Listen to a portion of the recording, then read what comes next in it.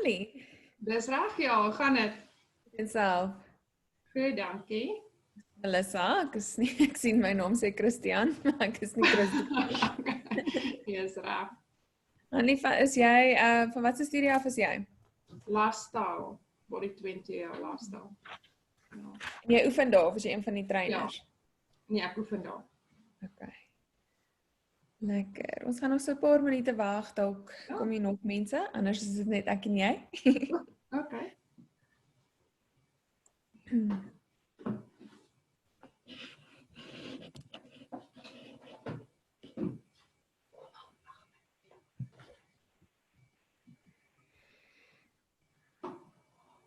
Ek wil net gou 'n bietjie toets.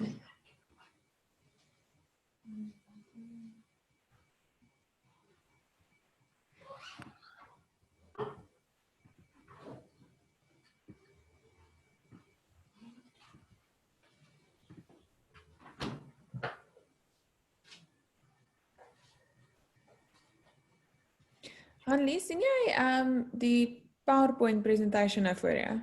Ja, ek het hom. Okay. Kan jy hom daar mooi sien? Ja, hy is baie duidelik. Okay, cool. Dit gaan net makliker wees as ek so my screen share en dan Ja. kan mens dit sommer so volg.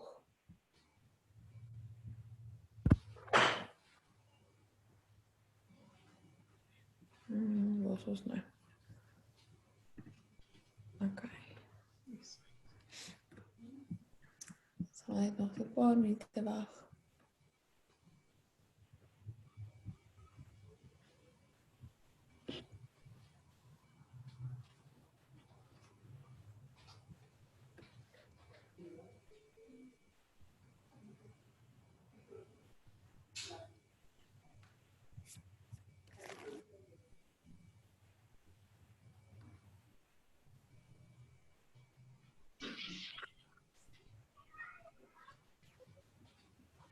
Hi Rochelle. Hoi, gaan dit? Self. Goed, dankie. My naam is Melissa. Ek sien my en ons sê Christian. Dis maar net die login wat ek gebruik is op sy naam, maar ja. Okay. Ons gaan net nog so 'n rukkie wag, so ek dink so 2 minute en dan sal ons begin. Okay. Wat se studie af is jy? Moreleta Square. Okay. Yes.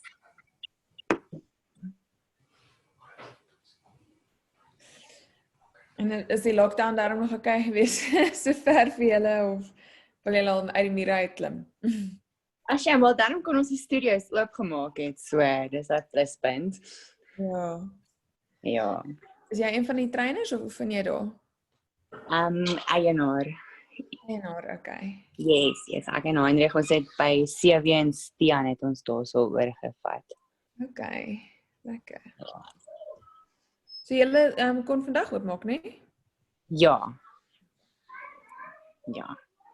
Dis baie goeie nuus. Net om weer 'n bietjie aan Ek het 'n e-mail ontvang het vir my gevoel soos 'n Kersfeespresent. Ek was so opgewonde om te hoor hulle maak weer oop. Baie goed. Ja, net laat die lewe bietjie meer terug kan gaan na normaal toe, né? Ons voel soos 'n baie tyd nou. Maar ja.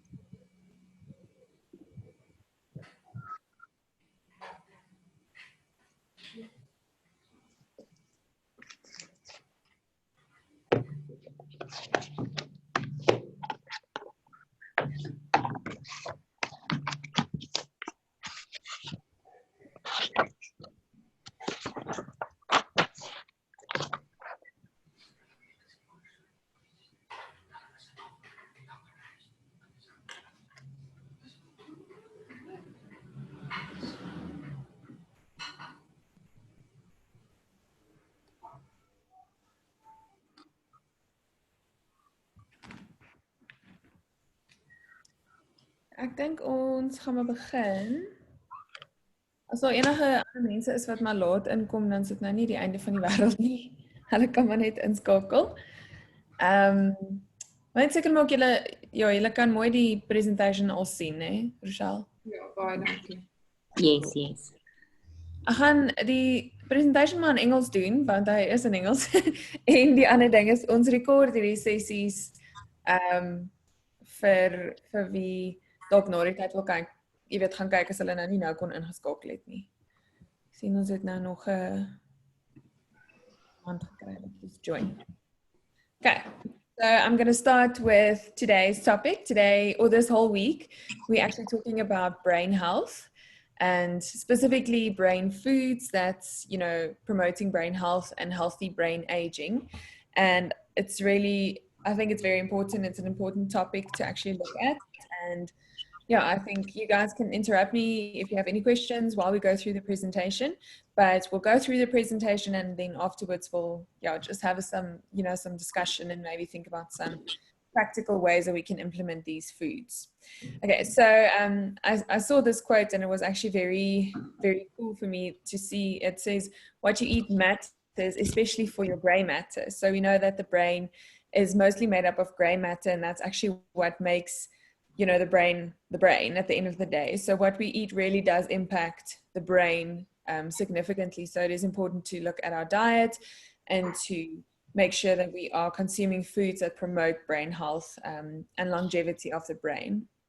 So unlike the other cells in the body, if the brain cells actually die, they are dead. So with our other bodily cells, we actually get new cells that get produced. So we do actually still get new brain cells developing in the brain, but it's not as fast as the rest of the body. So we actually want to preserve and keep the brain cells as healthy as possible, because we know we don't have neurogenesis as much as the rest of the body. So it is really important to protect the brain from things like dementia and Alzheimer's later in life, and we can do that through a few things. So factors that actually affect your brain health and aging, so we looking at brain aging specifically, is diet. So diet is one of the biggest things. It's there's also the saying going that brain aging is more diet than destiny. So a lot of people, if they have a family history of dementia or Alzheimer's, they often think, that's the cards that I was dealt. I'm not going to be able to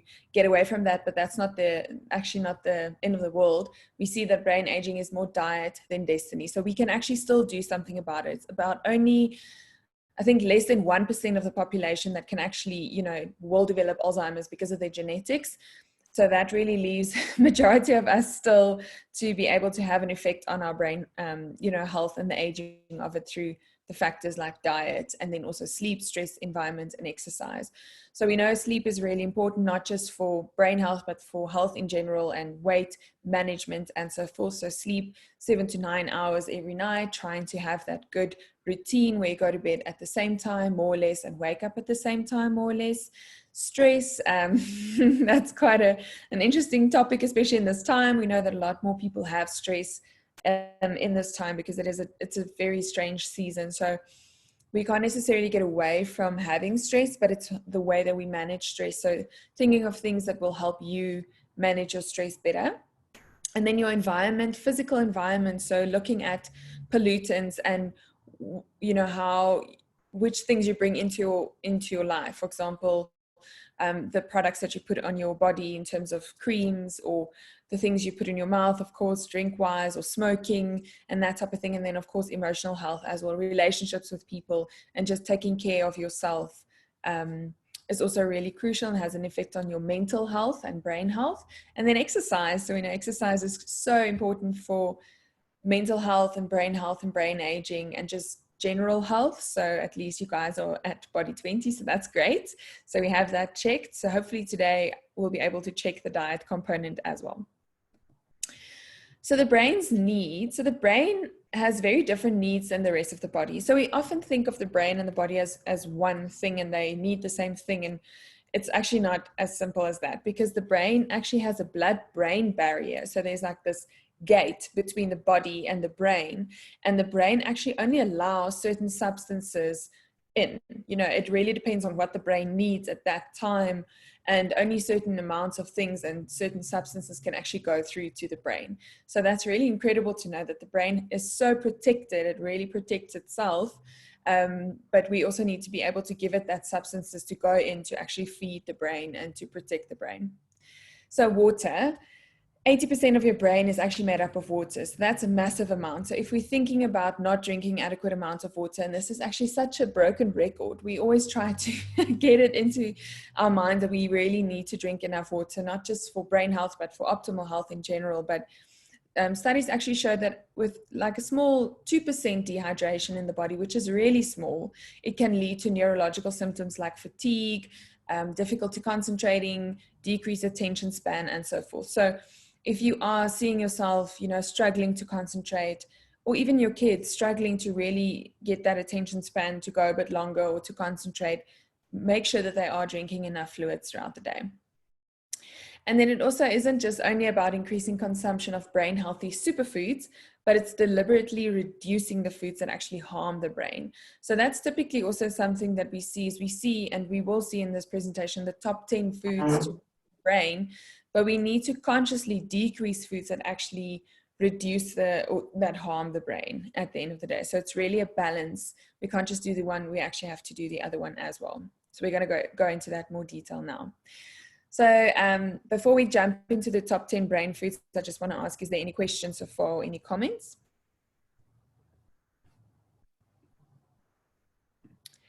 I take that as a no. So we're going to go on with the top 10 brain foods. So first one, here we go. Oily fish. So we've probably heard of oily fish before because it contains high amounts of omega-3, especially DHA. So the DHA, one of the two components of omega-3, we get EPA and we get DHA. What? Sorry? Do you have a question? Anyway, so DHA is super important for brain health. So we've seen with a lot of studies and research showing that DHA is one of the components that prevents brain degeneration and dementia and so forth. Okay, so studies actually show that a 4-gram intake of DHA, which is quite high, about 90 grams of fish per day, it decreases your risk for dementia and Alzheimer's by 70% when compared to only consuming 2 grams or less per day. So that is a massive statement. 70%, that's incredible. So really making sure that we're getting in that DHA in our diet. Now we know that if you're not eating oily fish, which is common because we don't necessarily have access to a lot of salmon or mackerel or sardines or pilchards, and we do have access to it, but we probably don't choose it as often. We still can also go towards the plant-based options, especially if you are vegan or vegetarian. So things like ground flax seeds, for example, or walnuts also have you know, omega-3, but in the form of ALA. So if you see the ALA is actually the form that has to be converted to DHA and EPA. But unfortunately, about 75% actually gets lost. So we actually don't convert. We only convert about 25% of the ALA to DHA, which is so small. So we almost need about 3 times the amount of vegetarian sources of DHA compared to fish sources. So if you can incorporate fish into your diet, please do so, because that's the easiest way, or seafood in general, to get omega-3 into your diet. But if you are vegan or vegetarian, maybe opting for a high quality algae oil supplement or a proper DHA you know, supplement that you can find at a health food store is a good option. Or then making sure you are incorporating loads of ground flax seeds, chia seeds, walnuts, and so forth into your diet. The next one is blackberries. So we often hear about blueberries, and blueberries are also still incredible, but blackberries have even a deeper dark color compared to blueberries. So blackberries or any deep colored fruits are loaded with antioxidants, and that protects the brain. So the brain is very susceptible to oxidative stress. So that's just oxygen species actually attacking the brain because of pollution in the air or stress that we experience, or if we're having a stressful time at work or whatever the case may be. So then we actually need more antioxidants to decrease the oxidative stress in the brain, because that oxidative stress actually increases the brain aging and the degeneration of the brain. So red wine, I think a lot of people are like, yay, red wine. So red wine is also, if we're still on the antioxidants topic, red wine has loads of antioxidants as well as resveratrol, which also has been shown to be great for the brain.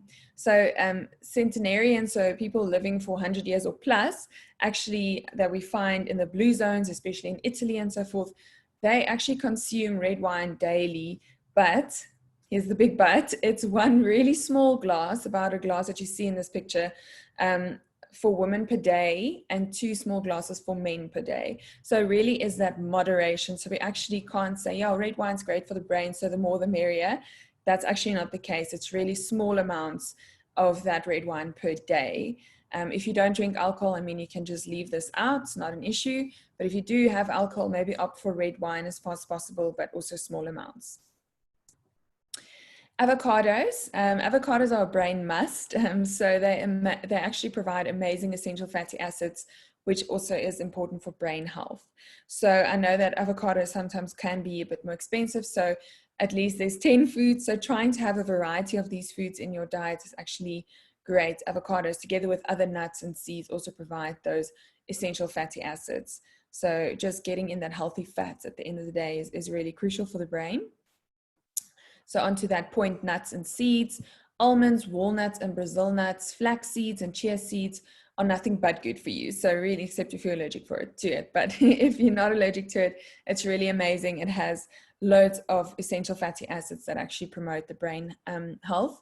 And just to give you a sense of their potency, so just a handful of Brazil nuts actually contain 800% of the recommended daily dose of selenium, which is a major anti-aging mineral. And it's really actually difficult to obtain selenium. So just a handful of Brazil nuts gives you that a massive amount of selenium. So it's so incredible to see how powerful food can actually be. Sweet potatoes. So sweet potatoes actually provide loads of fiber, as well as, again, antioxidants like vitamin C, E, and beta carotene. So maybe opt for swapping your potato with sweet potato. Green leafy veggies like spinach and Swiss chard also actually give you that brain essential vitamins, minerals, and antioxidants. And then legumes, they're packed with fiber, lean protein, and good carbs that can feed the brain. So we need the brain to actually have food as well. So nutrients and food, so that good carbohydrates, good fats, and good proteins. Olive oil. So especially the cold pressed extra virgin variety, if we use it raw, so for example, on top of a salad, is actually, you know, they've also seen that in the Mediterranean diet. It's one of the components why this diet is so amazing, because of its high antioxidant blend in this olive oil. And then lastly, if you haven't seen it throughout the presentation, all the colors, is we actually want to opt for eating a rainbow. So in other words, having as much color in the diet as possible. So this also promotes variety and making sure that you're having all those phytonutrients, all the reds, blues, purples, greens, oranges, whites, and so forth, because all of those colors actually provide phytonutrients which promote health in general, but also specifically good for the brain. And yeah, like I said, it actually ensures diversity, so making sure we're getting in all the vitamins and minerals and fibers that we need.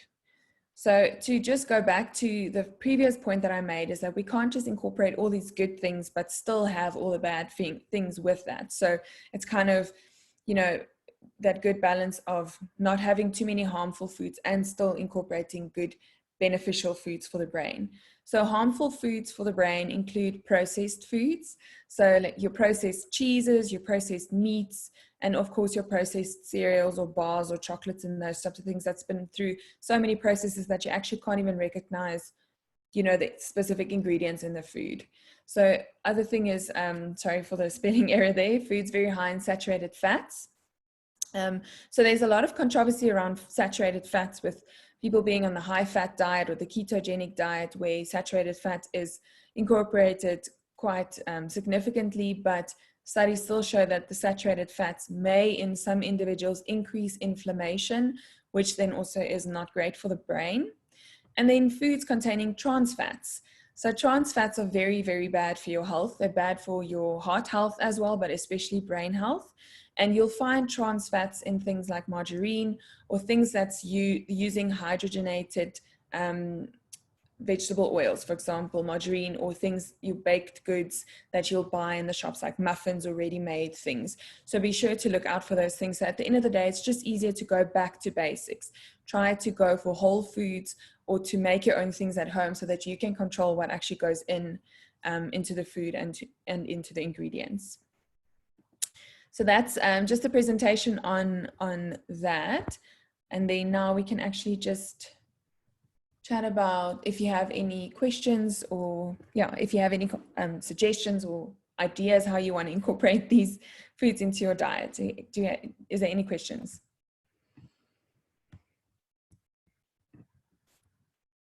See, we have a few people that joined us a bit later.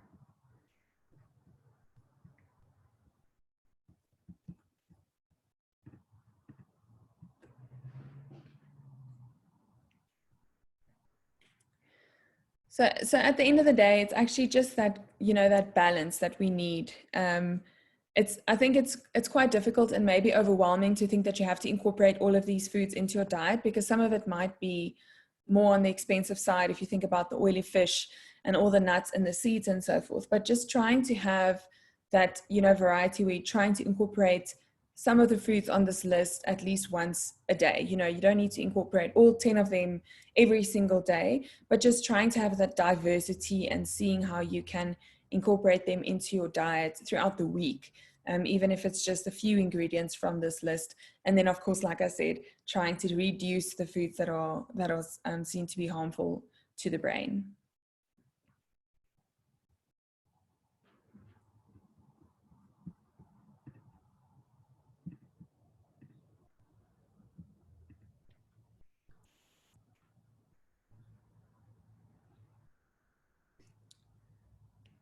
So you guys are actually free to ask me any questions if you have any. It doesn't need to be on brain health specifically. If you want to ask me anything else, if you have a question that's been burning and you want to know, in terms of your diet, how you can achieve certain goals or things, you're welcome to ask me that as well. But otherwise, we can wrap this up. It's really just your time to actually utilize the Nutrition Doctor service to your benefit.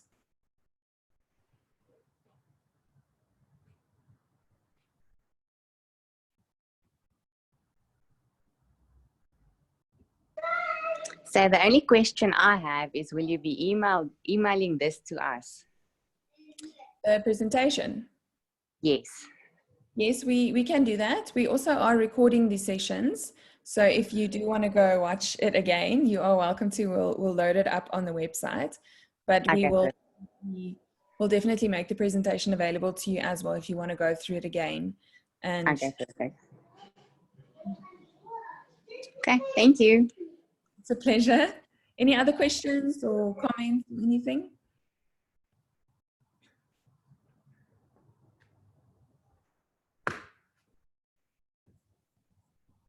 Okay, nothing. Then we're done for today. Thank you so much, guys, for tuning in. I hope that you found this informative and that you can apply it into your diet, and hopefully you can reap the benefits. The biggest thing with brain health at the end of the day is the long-term effects that we might not see now. So by incorporating these foods, you might not necessarily see a massive difference at this very moment, but it's really at later stage in your life when you're going to thank yourself for incorporating those omega-3s and antioxidants when you actually slow down the aging of your brain. So try to incorporate these things. And like I said, you are welcome to, if you don't feel confident or you don't feel comfortable rather, asking any questions now, you're welcome to send it through to us on the WhatsApp service or send us an email. And then we can also get back to you as soon as possible. But that's it from me. I hope you guys have a wonderful week. We do have these presentations every day. This week will be the same presentation. So we just try to have different time slots for people to be able to tune in when they need to, or when they have time. So, but then next week will be a different topic. So if you do want to watch this presentation again from someone else, you can tune in on the other days. But like I said, you are welcome to send us any questions if you do have any. But then that's it from me. Then we can all sign off. I hope you have a great week, and then I'll see you soon.